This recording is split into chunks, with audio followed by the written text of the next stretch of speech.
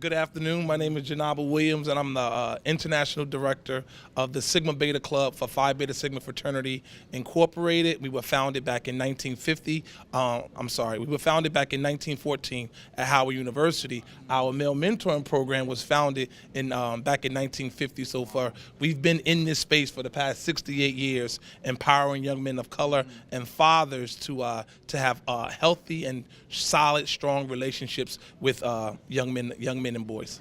So that's a long time. We're talking 68 years. So you've seen an evolution. So as you think about that evolution and working with young males, black males in particular, what do you think is a threat for young black males today in 2018?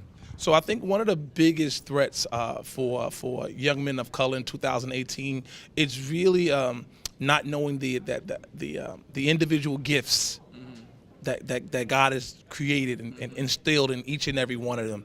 And sometimes we've been beat over the head with so much of the things in which they can't do and what you do have, what your reading levels are, how you perform in the school, your behavior, and things of those nature that we neglect to hone in on those unique skills and talents that lie dormant within each and every one of them, and then create the necessary programs and opportunities to cultivate those skills in each and every one of them so they ultimately can grow and manifest the individual God-given gifts.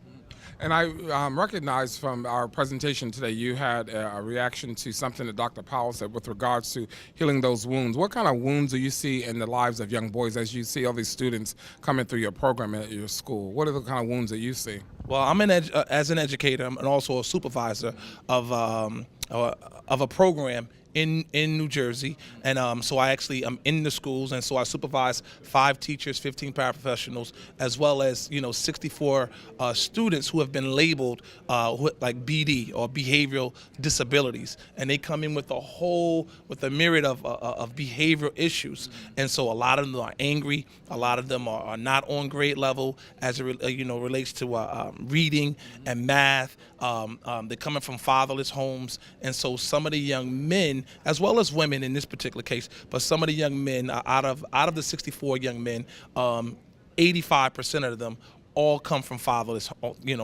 homes, and another 75% of them are all living, believe it or not, are living with grandparents. And so we have second generation women who are now raising these young, energetic young men without the help and support of fathers. So I just think that the roles of fraternities, the roles of male mentoring programs are extremely crucial to help support the women who actually are raising these young men, but also just to get the young men to. Somebody once told me that in order to be a man, you have to see a man.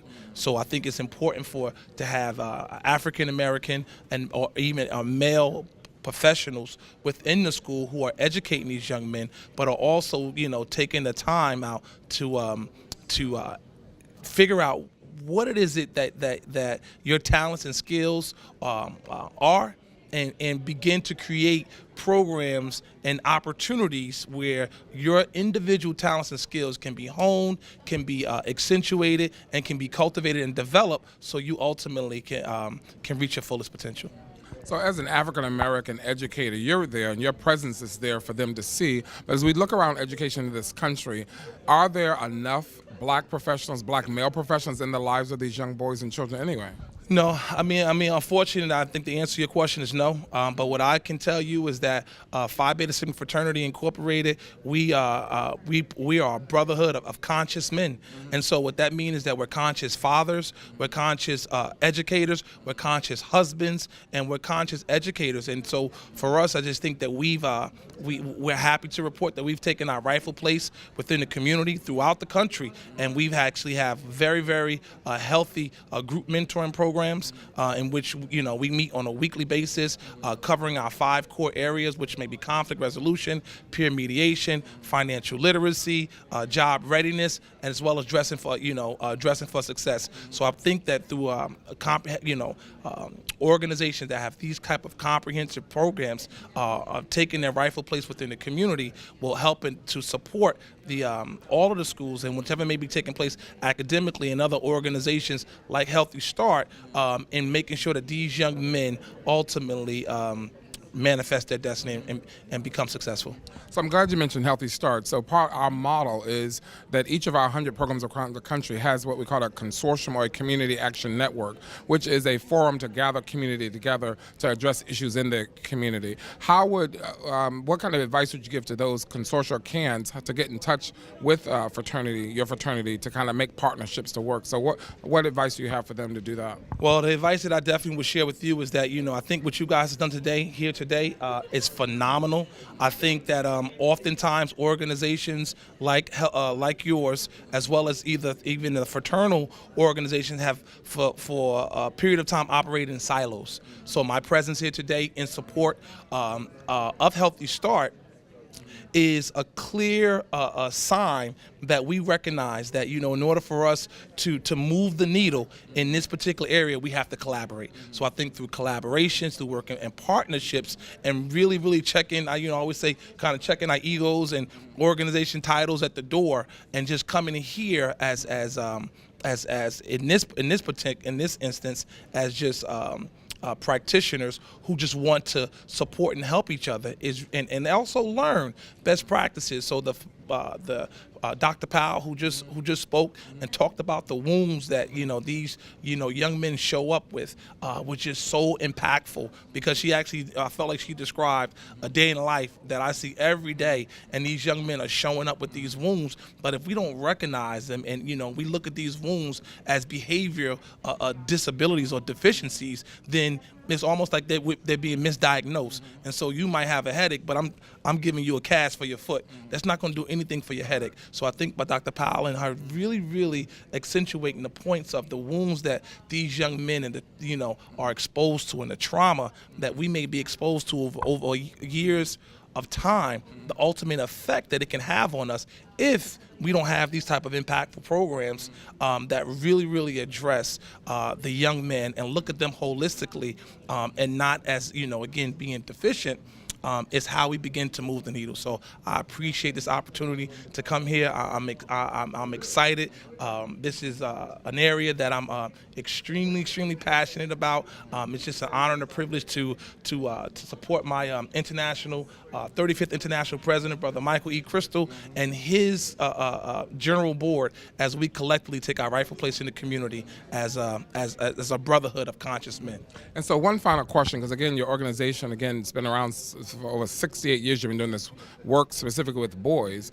So I want to ask, and again, I know that you talked earlier about what you see as far as single parent, single mom homes bringing in these kids. And that's a narrative that even Dr. Powell wants to interrupt a bit, because in this country, we're talking about these single mom homes, but father absence in the home doesn't necessarily mean father is not present somewhere. So I'm sure we see, again, these kids with no father in the home, but can you speak to those kids that may come from a single parent home mom but still have father presence? Are they different from the kids that don't have a father at all? So just talk a little bit about that. Well, I think that those young men, I think they have the potential to be different, because they have a caring adult role model in their life, and we inspire hope. We're inspired, and that's basically, I oftentimes say that, young men of color, they don't need a handout. They just need an opportunity. They just need for someone to show them, to guide them along the path. But, but as we lay out a plan for success for them, to support them through the plan. So it's not just saying, hey, you should do this, right, but oftentimes even taking a step each and every day with them to show them exactly how to overcome some of the disadvantages and things in which they have. And so I just think that through inspiring hope, through inspiring belief that they can be successful, I just think that's just really how we begin to move the needle in this particular area. And I wholeheartedly believe that that as if as men like yourself and like the facilitators who are on this lineup today, is when we take our rightful place in the community and we also bring our resources, our talents, and our organizations together. I believe that and working collaboratively, I think this is how we begin to move the needle and see some of these young men ultimately growing and manifesting their destiny. Well, again, Jenabu, thank you for coming to this conference and taking time with us. Thank you. Alrighty. Thank you, sir.